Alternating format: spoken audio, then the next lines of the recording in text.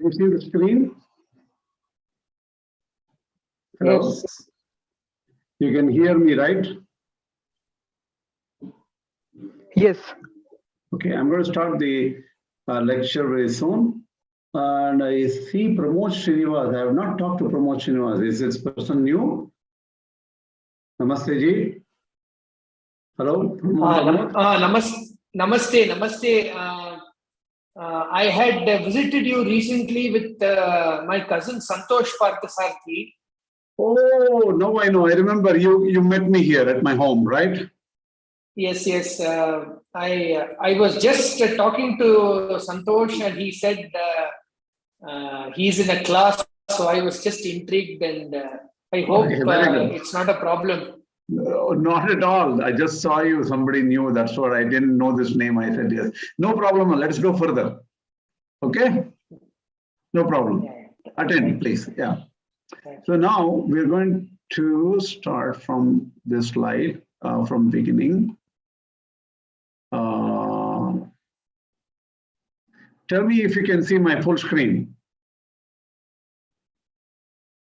Yes. Okay. Okay.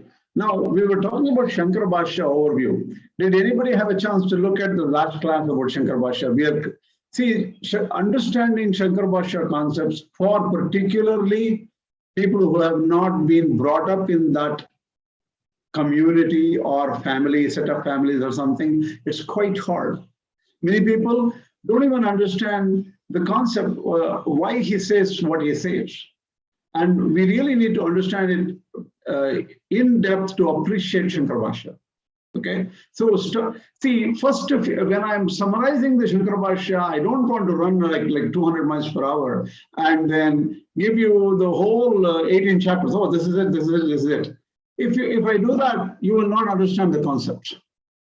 It may take 2 or 3 more extra classes. See, we are not bound by time as I am bound by time when I teach at the university, that is in the University of America. There, I have 11 classes.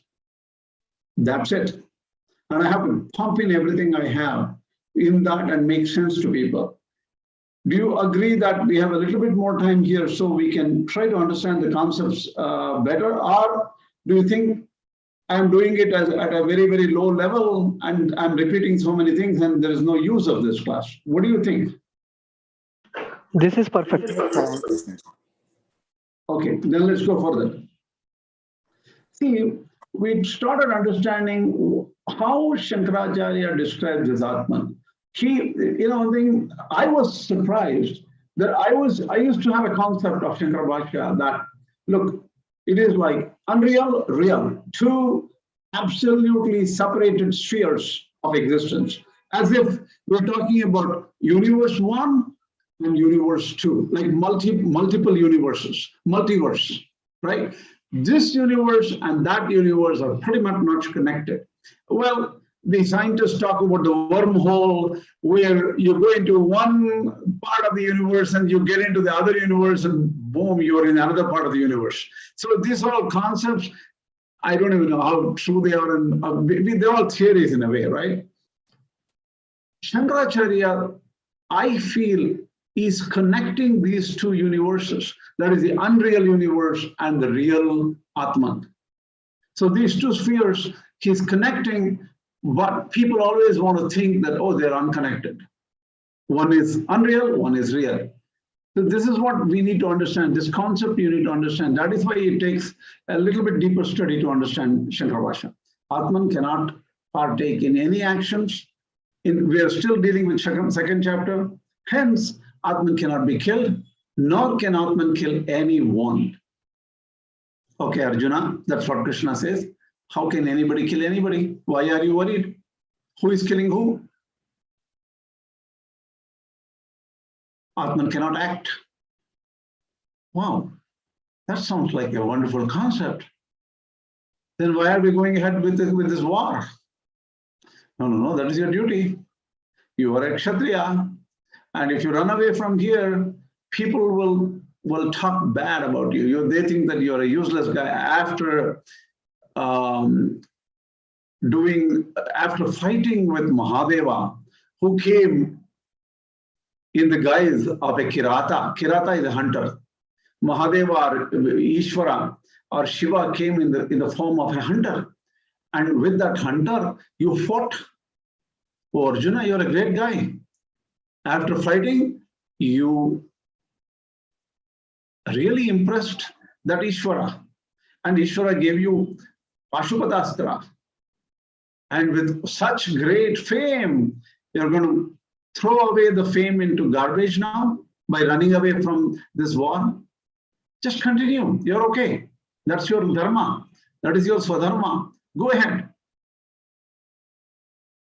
So we already talked about swadharma. Krishna, according to Shankara, is not pushing him to do war. But, you already started it. You might as well continue it. That is anuvada matram. That's what Shankaracharya says. You just watch that again in the previous lecture. You will understand what the concept is. Now, question comes up.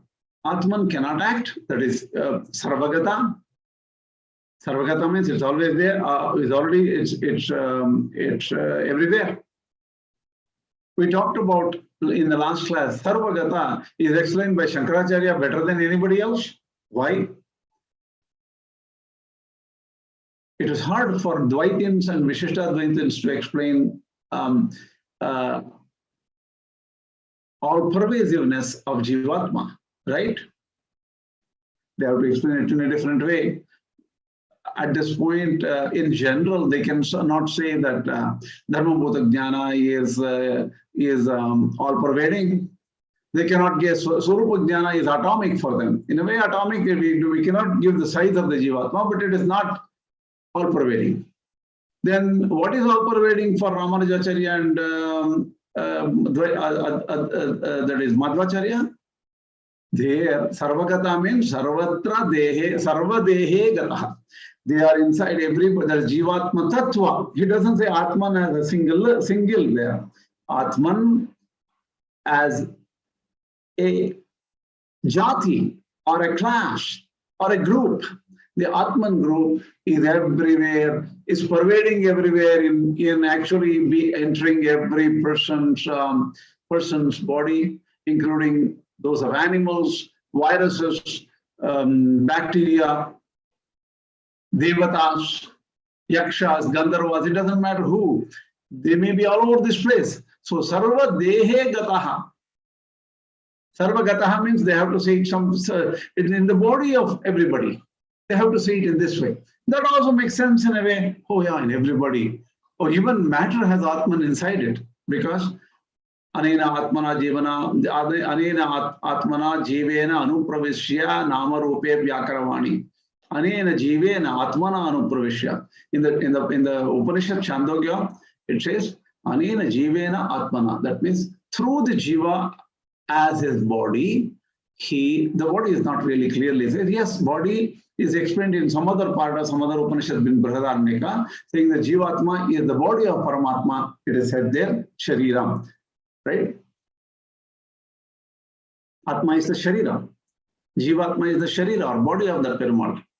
So here, in the Anena Jivena Atmana Anupravishya, what it says is, through the medium of Jivatma, he has entered in this universe of matter also. And he is all over the place. So in one way, yeah, it is a little tough for the Dvaitins and Vishishtadvaitins to explain that Sarvagata, but it's easier for Shankaracharya to say Sarvagata. It is all pervading, it's very simple. And there's only one Atman. So that's easy for Shankaracharya to say. Here, now comes the difficult part. I'll give you some kind of an oxymoron statement. Jnani is Atman only, but Atman cannot be a Jnani. Why? Can anyone answer? A Jnani is Atman, but Atman cannot be a Jnani. Why? I'm asking people to start thinking now. Do you remember this in the past? Have we talked about this, somewhat similar to this? Tell me, we are understanding Shankaracharya's view very clearly. So second chapter, we are going to go very slow in Shankara Bhashya. We're already in the middle of it, almost 30 slokas over. So we only have about 30 shlokas more in the second chapter, but we go slow. Now think properly and tell me why Jnani is Atman only, but Atman cannot be a Jnani. Krishnaji, is it because Atman has no quality or quantity, so you can't give any attributes to it? And as far as Jnani goes, like he has let go or she has let go of everything, and so no connection to anything and has become part Atman? Tell me the first thing again. Jnani is Atman only in the sense that he has let go of what? Anything that bonds, anything that is connecting, and so and become unconnected. Once it, yeah. Okay, he has realized his that only self is only one. Yeah. Right. Yeah. Okay, but why do they say Atman cannot be a Jnani? Because Atman cannot have any kind of attributes, and the concept of Jnana itself is an attribute, right? Having a Jnana, having being knowing, he's a knower, that is an attribute, and that itself is wrong, right? According to Shankaracharya. Yes, Ji. Avidya has to go away. That is good. That is good. And this is where Shankaracharya goes deeper and explains his concept properly. What is that? Though unchanging, Atman is known as Jnani due to its connection with Buddhi. So, why do you call Atman as a Jnani, Atman as a knower? Because it is connected with the Buddhi or intellect, and which is Anatma, which is non-Atma, that is other than Atma. And if it is other than Atma, it has to be imaginary because it cannot exist. Really, it can only exist as an illusory thing. So look at the same way Shankaracharya combines the unreal and the real. Unreal is what here? In this context? What is unreal? Buddhi. Correct. Buddhi is intelligence, and intelligence is unreal. But that is connected with the real, which is Atman. Finally, Buddhi is non-existing. Buddhi is asatya rupa. Buddhi is like the snake superimposed on the rope by the mind. At the end of the day, Buddhi also doesn't exist. So in all our conversations, we are actually mixing up the real and unreal. That is what Shankaracharya says in the Adhyasa Bhashya, Satya Anrute Mithuni Kritya. You are always combining the absolute truth and the Maya or imaginary thing together in all our conversations, in our thinking, in our understanding and experience.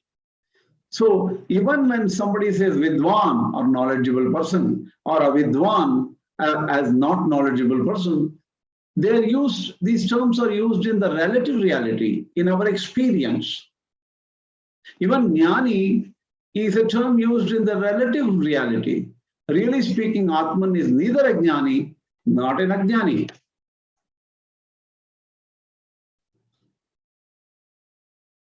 So when can a person give up actions? According to Advaita, I'm going to stop, I'm not going to show this. When can a person give up actions according to Shankaracharya in Advaita?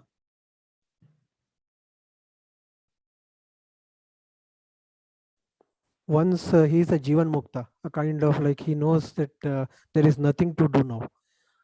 That like Atma cannot do anything. Atma doesn't do anything actually. Atma is not the agency of work doesn't exist with Atman. See, you are going all the way to the end. That is Jivan Mukta. That is a very high level, right? Yes. But what about a person who knows that Atman is avikriya? He studies a book and he fully believes Krishna's words in Gita and also talks to some yogis and really powerful, knowledgeable people. And those knowledgeable people tell him that Atman is avikriya. Once he knows that, Why would he want to work? Once a person knows by studying that Atman is avikriya or actionless, Atman is actionless. Once you know Atman is actionless, he can give up all prescribed actions, right? Yes. Yeah. This is where the problem becomes more interesting. I'll tell you why. So there are a number of karmas vihita in the Vedas, like aharaha sandhyam kurvita, sandhya vihino ashuchihi. Every day you do sandhya vandana. If you are born in a family who do sandhya vandana, in that kind of family, you have to continue doing sandhya vandana every day. If you don't do it, you will become impure. If you become impure, you will become more stuck in matter and you will not be able to understand Atman Jnana, that is Brahman. You'll get into more and more bondage. It says that. But Vedas are clearly saying everybody should pretty much do some kind of karma yoga, some kind of vihita karmas. Some people should support the society by actually being a military person. Some people should support the society by doing services. Some people should do economy and agriculture and those kind of things to support the public. Can each person do the same everything? Can I go and plow the land and make the paddy and rice grow, separate out the rice and still go and cook it, eat, and then again go teach the Vedas or learn Vedas, and again do other things like marketing, sales, business? Can everybody do everything? It's not possible. So each person has something to do. But as long as he thinks that he is an agent, he will do it, right? He thinks that, I need to know. If I don't do it now, how I will get hungry? Because he's looking at life as connected with the body. Once you're connected to the body, oh my God, I'm hungry. I will be hungry. I better get a job. If I don't work hard and study and find a trade to learn, so maybe a doctor trade or some legal trade or something, how would I feed my family? So I am connected with this family. I am the head of the family. I am the bread earner of the family. If you have all these kind of views, then can you give up your karmas? No. No. So, yeah. See, now here's the problem. On one hand, if you clearly know Atman is avikriya or actionless, that person can give up the prescribed actions. Obviously, he can, because he knows that there is nothing which, the truth is Brahman and Atman are same. Everybody is only Atman. There is nothing there other than Atman. And if there is nothing there other than Atman, why actions? See, if I am associated with this body, then I think that I am bound. I have a family, I have children, I have this and that, and I have to work for them. I have to train my children, make sure the children wake up and learn, good things to learn. I think about my family. I think about, oh, this is mine. Well, just look at this controversial opposing views. At one point, I don't have to do anything but just study the Shastras and say, Atman is avikriya, Atman is actionless. Once I know it, I can give up the prescribed actions. That includes all the Veda Hita karmas and any supporting actions, anything like that I can give up. This is a very complicated problem. Let's go further and we'll figure out what. Then the problem is, to whom is this duty prescribed in the Vedas? The Vedas seem to have prescribed so with Jyotish, Putra Kamo Yajeta. A person wants good children, he has to do some yajnas. Vrishti Kamo Yajeta. If there is no rain in particular place and if there is so much of famine, he can do a yajna to get rain. So many prescribed duties there. And to whom is this prescribed duties?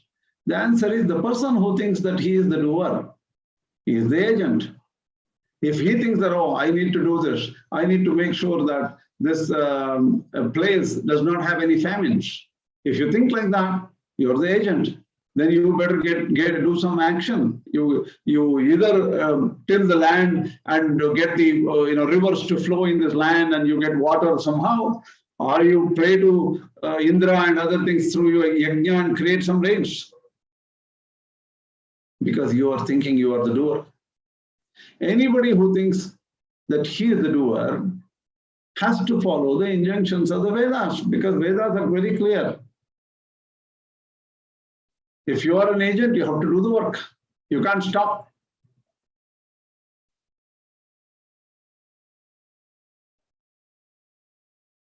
Many people think in Advaita that, oh, I just read a book in Advaita and Advaita says Atman is actionless. I have to be actionless. I give up all work. But he does not give up earning. He does not give up feeding. He does not give up so many other things. Does not give up his other activities also. Oh, I have to play. I have to walk. I have to make sure my body is in order. I can't be sitting. Look at how complicated this is. Now, let's go further. If a person thinks he is not the doer, then he need not do any karmas whatsoever. Fine. Shankaracharya separates out the path of karmis and the path of jnanis. Basically, he is saying, if a person thinks he is the doer, then he has to do work. And for him, jnana yoga, karma yoga is the path. And if a person thinks that he is not the doer, he is not at all the doer, then for him, the path is jnani path. So jnana yogena sankhyanam karma yogena yoginam. This is the very first thing Shankara, that is Gita says in the 3rd chapter. Karma yoga is for the Ajnyani's, not Jnani's. For Jnani's, it is only Jnana yoga. So he separates out the path. So there are separate aspirants who can take these two paths. And you know very clearly the eligibility criteria for somebody to become a Jnani. What is that? What is the eligibility criteria for somebody to become a Jnani? I'm going to stop sharing this and I just want to ask clearly.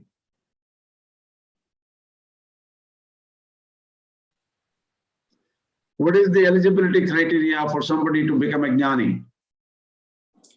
Is it renunciation? Atma Sakshatkara. I will wait till I get the right answer. To hear the Mahavakyam. Not there yet.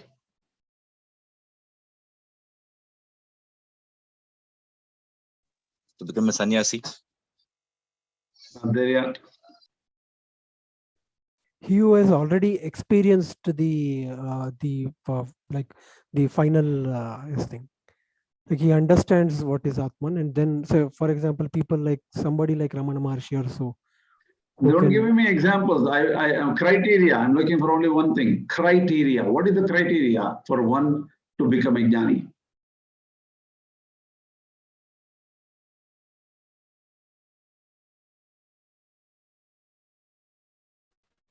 One who has lost Dehatma Brahma.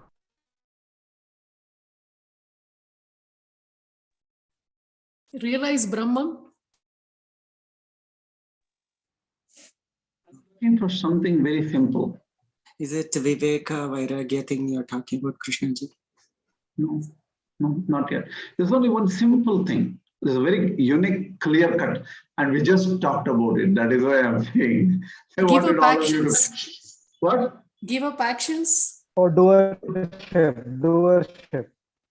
All right. One who has given up doership. Exactly. He is not the agent. He doesn't feel that he is the agent. If you think that you are the agent, For you, the Shastras have given you a prescription of do this, do this, do this, do this. If you think that you are not even the agent, you cannot work.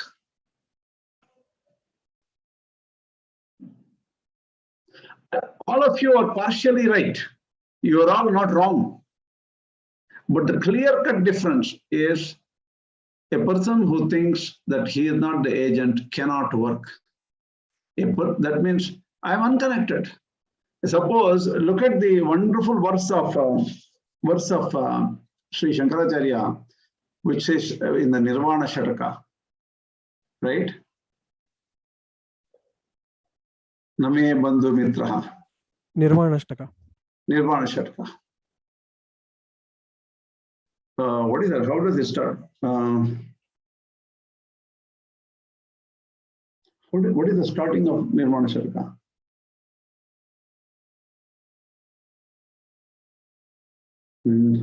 Wow.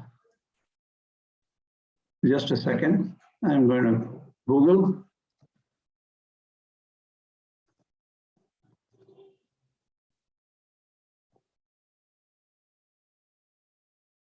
Mano Buddhi Ahankara Chittani Naham. You can see my screen, can you? No. No. Okay. Just I'll show you. Share screen. See, Mano Buddhi Ahankara Chittani Naham. I am not the mind. I am not the intellect. I am not the Ahankara. I am not the Chitta, which is a portion of the mind or something separate. It doesn't matter. Portion of the mind, I think. I am not that. Nacha Shrotra Jifve. I am not the ears. I am not the tongue. I am not the nose. Nacha Vyoma Bhumihi. I am not the Akasha or the earth. I am not the Tejas, the energy. I am not the Vayu or the wind. Chidananda Rupaha Shivoham Shivoham. I am auspicious. Shiva here does not mean Ishvara, Parvati Pati Shiva. Shiva means I am auspicious. I am auspicious and Chit Ananda. I am consciousness and bliss. I am consciousness, bliss, and auspiciousness. That's what it is. And then that is the repeating thing. That sentence repeats like a real verse. Nacha prana sangyo navai panjavayu. I'm not the pranas, and also I'm not the. There's a mistake here. Sangyo is not correct. Panchavayu. There are 5 airs in my body. I'm not that. I'm not the sapta dhatu. That is the flesh, bones, and all those things. I'm not the one. I'm not my limbs. That is the hands and everything like that. None of these body parts are me. I am auspiciousness. Shivoham Shivoham. Again, he says, goes one level further. I am not anger. I am not greed. I don't have jealousy or mada or pride or anything like that. I am not dharma. I am not kama. And I am not moksha either. I am always eternally Shivoham Shivoham. I am auspiciousness and blissful and consciousness.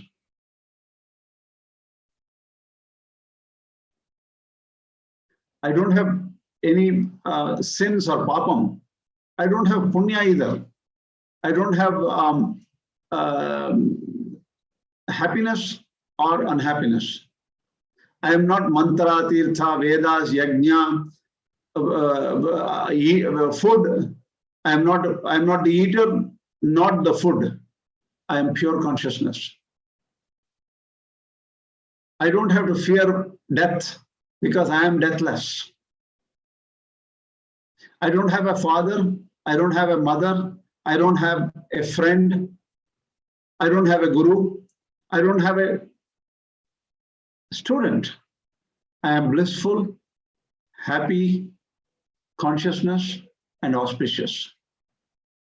Like that, it goes all the way. I didn't mean to, go through the whole thing, but just wanted to tell you that what does Shankaracharya say about Atman? We need to understand very clearly. Is this making more sense for you people to understand the concept of Shankaracharya's Atman? Yes. Okay. Good. If you have questions, this is a good time to ask. Any questions?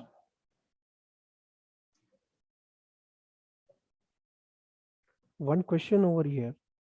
Even though Shankaracharya says that a Jnani who knows that he is not the doer, he can give up all the karmas. But to reach there, maybe we need to have some of the one of the paths. Either it is through bhakti or through yoga or something. That means what? Then you're not there yet. You're an agent, right? To reach there means very far. It's like saying that to reach to New York, I'm sitting in Bangalore. Oh, to reach there, that means what? I have a long way to go.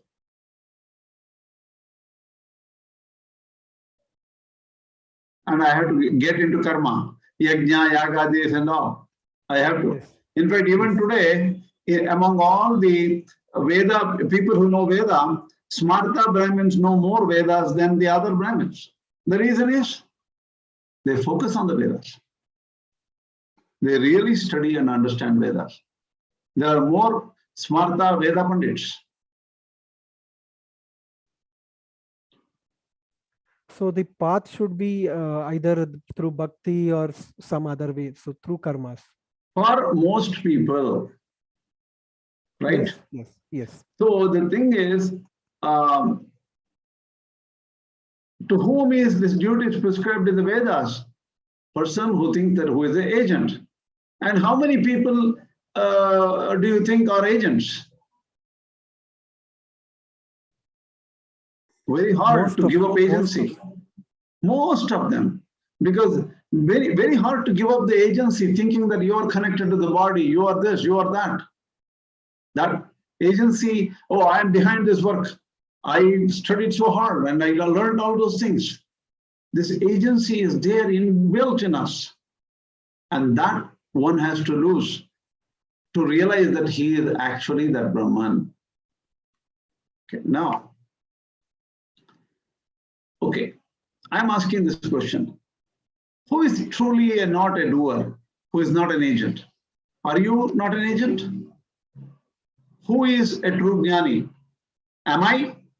Or you? Or anyone you know? I am an agent. See, and the thing is, it's very, other people you may never know whether they're an agent or not, because they may be acting as an agent and you don't know whether really they're an agent or not. There may be some kind of a Jada Bharata sitting around us or somewhere around us. Jada Bharata had lost the Atman, body consciousness, right? So we don't know who else is an Atman Jnani, but only we will know that whether I'm an Atman Jnani or not, I will know. And whether you are an Atman Jnani or not, you will know. You are an agent, then you will know. If I am an agent, I will know that I am an agent. Are you clear with this? Yes. Okay, now go further. So Shankaracharya himself starts asking a question. What is the value of Krishna telling Na jayate mriyate, Atman is birthless, Atman does not have death, Atman does not act in any particular action, Atman cannot be killed. So many things of Sankhya Yoga, Krishna blurts out very immediately in the second chapter, in the very beginning of his instruction to Arjuna. Why? What is the value of this? Because everybody thinks that they are an agent. Everybody, you and I know, think that we are all agents. So for us, only action is the only path. There is no other path. So to whom is Krishna teaching this Jnana Yoga? Because there is no real person eligible to study, understand Jnana Yoga. Shankaracharya himself asked this question.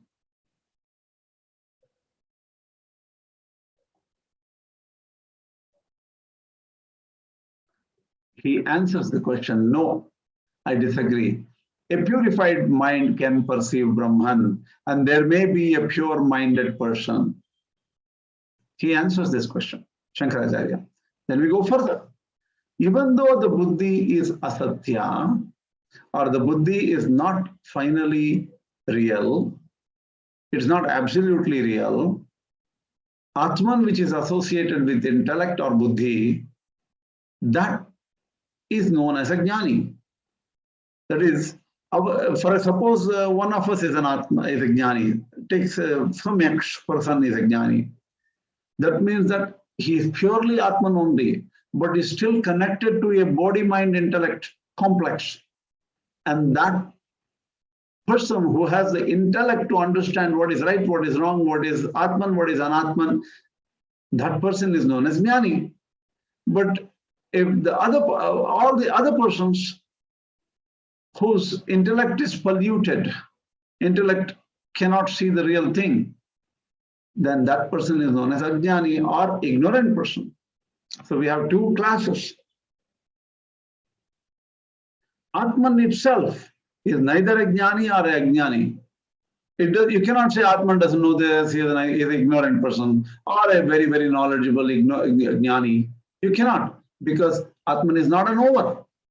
Atman is not an agent. Atman is not a thinker.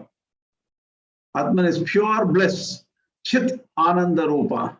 That is consciousness, bliss, and auspiciousness. That is the nature of Brahman, and that is same as Atman. Okay? Now, Jnani has no authority to do any work. Why? Why does he have no authority to do any work?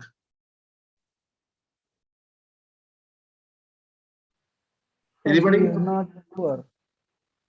What did you say? Because he is not the doer. The doer is the Atman. He is not the doer. So, The doer is the Atman. So the Jnani is not doing the work. I'm telling you, the doer is not the Atman. Atman can never be a doer, right? Yes, yes, yes. Yeah. Don't say Atman is the doer. Atman is pure bliss. That is why I took time to explain to you the simple poem written known as Nirvana Shataka. Because only in poem you know how in simple words Shankaracharya expresses truth, right? In all the Shankara Bhashya and Bhagavad Gita Bhashya and all, it's very hard to understand. That is why I explained to you the verse. Atman has no authority to do work because he is not the doer. He can never do any work. Incapable of doing any work. He is pure, blissful Atman only. So Jnani, even though he is associated with the Buddhi, he knows very clearly that Atman is actionless. So he cannot do any work. Now comes the question, who is Krishna? According to Shankaracharya. Very clearly, very early, Shankaracharya says, he is the creator Narayana, who is higher than the Mula Prakriti or the original matter, that is the causal matter, primordial matter, which is also known as Vyakti. So he is higher than that. He created the rishis like Marichi, Atri, Bhrigu and all to propagate the Pravritti Marga and the Nivritti Marga, the two paths, the path of action, the path of action, the path of withdrawal or Jnana, Nivritti. So the rishis, he created the rishis to protect the world from takeover by the adharmic forces, that is against Dharma. And what is Dharma, what is Adharma, that will slowly sink in. If you have doubt, go back to lecture 48, 49, 50, 51. These 4 lectures will have all details about what is Dharma and what is Adharma, at least to a first level of understanding. So Narayana wanted to establish Dharma, so he came and took an avatar, and that is Krishna. Narayana incarnated in Devaki as Krishna. Right? That is what Shankaracharya says. These are all words of Shankaracharya. I'm actually translating it to you. So why did he come here? To protect the spiritual well-being of the universe. Because spiritual well-being is critical for everyone in this world. Because once you're healthy spiritually, then you see the life in the proper framework and you adjust your life accordingly, and it's helpful for everybody, you and everybody around you. And each one of us should understand the true well-being, the spiritual well-being of ourselves. And to establish that well-being, Krishna came to this world. Krishna knew. See, I'm giving you some fundamentals right in the very beginning, because Krishna, why did Krishna come? Shankaracharya answers in a unique way. He says that an intelligent Brahmana, we are not talking about family Brahmanism, not birth-based Brahmanism. A very intelligent Brahmana means who knows the truth, who has the realization of Atman. Such a person should guide a country. A country should not be guided by military people who only want to establish power over the universe using weapons of different kinds. A Kshatriya who just wants to create an arms race. That's not the true. That's not the true way the country should be set up. That person should be guided by a very spiritually knowledgeable person. This is the truth. Whether it is America, whether it is India, whether it is Russia, whether it is China, it doesn't matter what country it is. The truth is a very spiritually powerful person should guide the country. If that is not happening, there's a lot of imbalance, a lot of problems to everybody. And Krishna came to earth to remove all the imbalance, remove adharma, what is causing all this imbalance and conflict. He wanted to remove. He took an avatar of Krishna. So when we say Krishna took avatar, oh Atman, how did Atman take avatar? He is unborn. He is never born. But through this Triguna Maya, or the threefold Maya of Sattva, Rajas, Tamas of the matter or Prakriti, he appears to be born. What does Shankara says? He appears to act. He appears to be in Vraja. He appears to be acting as a charioteer to Arjuna. He appears to be an advisor to Pandavas. Everything is an apparent. How does it appear? Because we have this Sattva, Rajas, Tamo gunas, we are understanding all those things, we are feeling, we are touching, and even the Saguna Brahma is just apparent. That means he comes to our experience. Yes, Krishna is real for a person who does worship Krishna. But all this at the end of the day is appearance, because it is caused by the Sattvika, Rajasika, Tamasika gunas. So we are perceiving everything through this material framework. But this material framework itself is dissolvable through jnana. This material framework goes away once the jnana becomes very powerful, and maya goes away if jnana is established. So Shankaracharya says in 224, Nityaha Sarvagataha Sanaho, we already talked about it. His description of those words seems to be very appropriate. The words seem to help him a lot in that particular verse 2.24. Okay. Now, a couple of more concepts.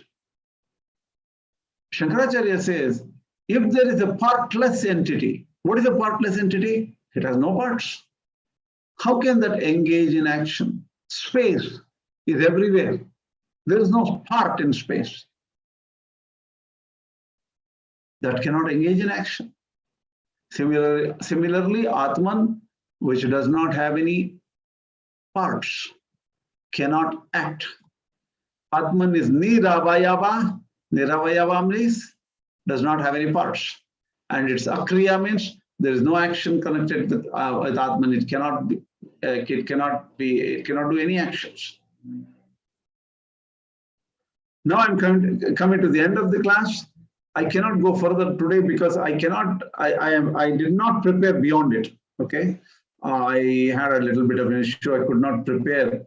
So I have to prepare for the rest of the summary of Shankara Bhashya in my next class.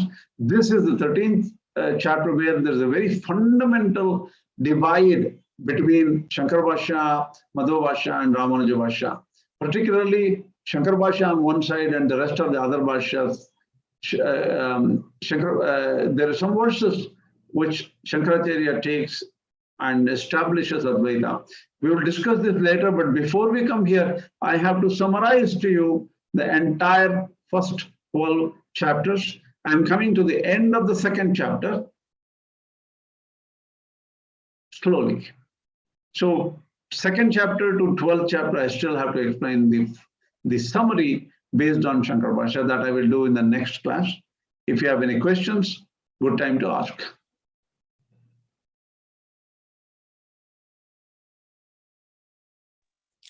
Krishnaji, I just wanted to add something. I had an opportunity to talk to a patient of mine a long time ago who was a psychologist, who was a memory and consciousness researcher. And her thoughts helped me understand some of the concept of Shankaracharya. So she used an idea of flashlight for consciousness, and then the mind, intelligence, and memory and everything else is lit by this flashlight, which is the consciousness and awareness. And then everything is operating where the flashlight is sending the light. And so so when she told me that, it made me understand some of these things, where she basically said, there is no other flashlight to show you this flashlight that is already there, which is consciousness. So there is only one, and there is no second flashlight, she said. And so it's self-luminous, right? It is self-luminous. Yes. Swayam Prakash. Yeah. And so I thought I'll share that information with you. Very nice. Very nice. You get a direct view into the mind of patients. Yeah. Thank you. Good. Any questions? This is Prashant. Sorry, a couple of slides I could not show in the last few minutes. I think you could not see the slides. It's okay. I forgot to turn on the slides. This is Prashant here. Yeah. Actually, I had a question earlier about on the Tripundra, which is common between the Smarthas and the Shaivas. So I had asked this question to some of the Smartha scholars. I could understand that it's only the sacred ash which has to be worn, but there is no mention of Tripundra in any of like Shankaracharya's or any other Smartha works. So that has come up much later, which actually didn't exist during the time of Shankaracharya. The Tripundra, which normally the Shaivas have it on the forehead, which has been taken over by Smarthas as well. Okay. See, the Tripundra and I think is very complicated subject, right? I think even Sudarshanji asked that question, right? That's what I thought. Who asked the question? I forgot. I was talking to you personally, Krishnaji, today, not through this. Okay. So the thing is, that's a very complex subject, Prashantji. It is a yogic subject. It is a spiritually inner experience subject. Okay. So it is not that light. I need to have a separate class for that. Okay. A separate 1 hour class. So let me set aside some time and then talk about it later. I think whatever your information you are collecting, collect it and share it with me. But I will combine all of them and give you a summary view of why the Vaishnavas use these 3 namas, and the Shaiva and the Smarta seem to use the 3 vibhutis. What is the significance of it? The significance is not superficial. Okay. It is inside experience. Okay. It's an inner experience. So we need to understand details. Let us set up some separate time to do that. In next week or next 1.5 weeks or something, I'll figure out a time which may be an additional class than a Bhagavad Gita class. Okay, let us keep the Bhagavad Gita class going. And I can probably keep a small 1 hour separate, and if people, whoever is interested can attend.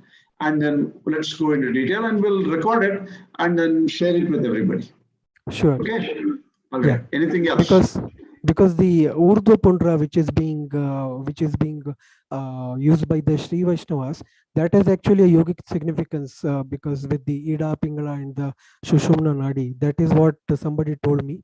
But this Tripundra, let us go into details and do some research and figure out all the data about it and summarize for people, so that people have in one lecture, just like how we did one lecture on the Upadana Karana, or the material causality and the problems with those kind of concepts.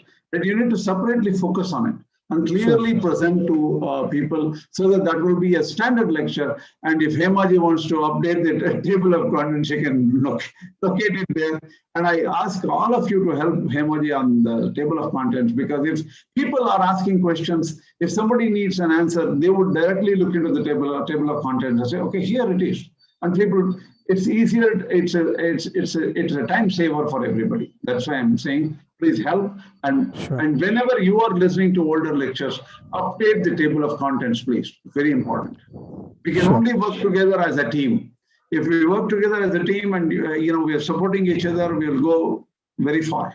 And this will create a value to everybody in the world.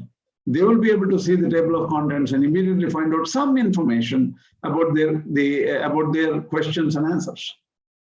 Sure. Okay. Next, any other question?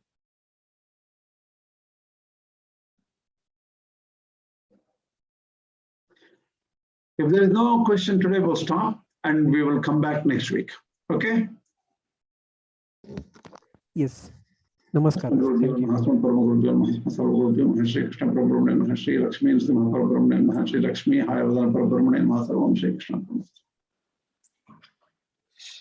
Thank you very much, Krishna ji, for accommodating me. No, you are welcome anytime. This is the free place. Anybody can join. I just wanted to see who is joining, that's all. Okay. Okay. Thank you. I thoroughly